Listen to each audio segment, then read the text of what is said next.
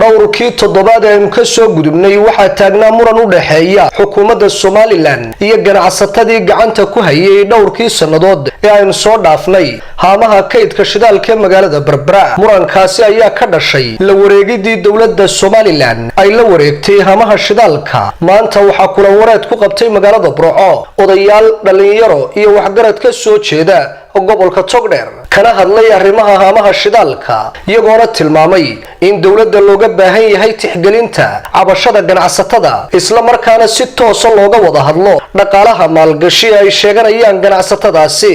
guddigaas runtii waxay ku caawinaysaa wareejinta madaxweynuhu ka wareejiyay sida jujuubka iyadoo xisaabtan iman waxa marka hore sharciga kula wareegeen sharciga kula wareegeen waxa weeye qoyaasha qaranka la mariyay aan sifa ka duwan baa runtii looga wareejiyay aanu aragnay inuu khaldan yahay tii hantidoodii ay geliyeen haamaha amba ka maqnaa aan runtii loo celin oo wax xisaab laga siin. madaxweynuhu sida ay sheegeen waxay damceen in la kulmaan oo ay runtii kala doodaan inuu diiday madaxweynuhu oo aan leenahay madaxweynaha jamhuuriyadda Somaliland mudane Muuse Biixi Cabdi haddii ergada aad maqli weydo oo maanta dabada ka xidhato Somaliland runtii soo socotaan u garan maayo haamaha shidaalka Berbera oo aan hore u wadaweyn in shirkado ganacsatada oo reer Somaliland oo muwaadiniin ah ay gacanta ku hayeen.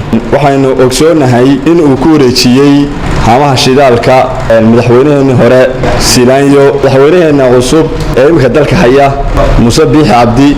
waxaynu ogsoonahay in iyadana dikreeto madaxweyne uu kaga qaaday oo kaga wareejiyay ganacsatada Somaliland xaq badan ay dalka ku leeyihiin jujuub iyo awood ma fiicna. madaxweynaha Somaliland aanu baaq ugu diraynaa antida ka maqan ee qaranka ka maqana inuu arintaa dib eegis dambe uu ku sameeyo. haamaha shidaalka ganacsatadan maanta laga wareejiyay xukuumadii kulmiye ayaa ay markii hore ku wareejisay sifa sharci ugu wareejisay maanta wuxuu bayahay in sifa sharci looga wareego.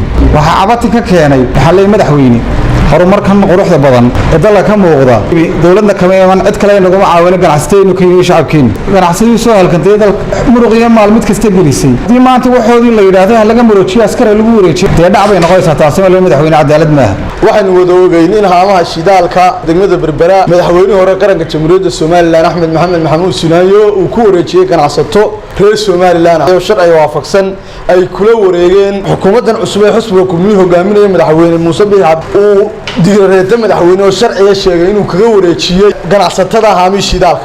haddana markii laga wareejiyay may khilaafin shuruucdii dalka u yaalay. haddaba waxay jirta lacago ka maqan ganacsatada waxaan haddaba ugu baaganaa madaxweynaha jamhuuriyadda Somaliland dhammaan hay'adaha ay qusayso dhan in arinta laga hawlgalo. aniga Maxamed Ismaan aadane ganacsatada Somaliland waa ganacsatada lagu nool yahay abaara haday dalka loo dhisayahay waa tii soo dhistay madaxweyne Silaanyo sharciga haamaha shidaalka magaalada Berbera lagu wareejiyay. Somaliland beero iyo nabad baan ku joognaa laakiin kuwa beeshiina haday soo fadhiistaan oo ku taageera madaxweyne macquul ma cadaaladna ma halkan waxaan ka soo jeedinaa baaqaas waxa weeyaan haamaha shidaalka iyo sifii loo maray in haamaha shidaalka sida loo maray aan ahayn sifii sharciga ahaa. waxaad moodaa in si yaroo jujuuba qoran loo qaaday oo looga wareejiyay madaxweyne waxaan leenahay dadka loo dibco. Ali Daahir Maxamed Boos TV caalamka Universal Burco.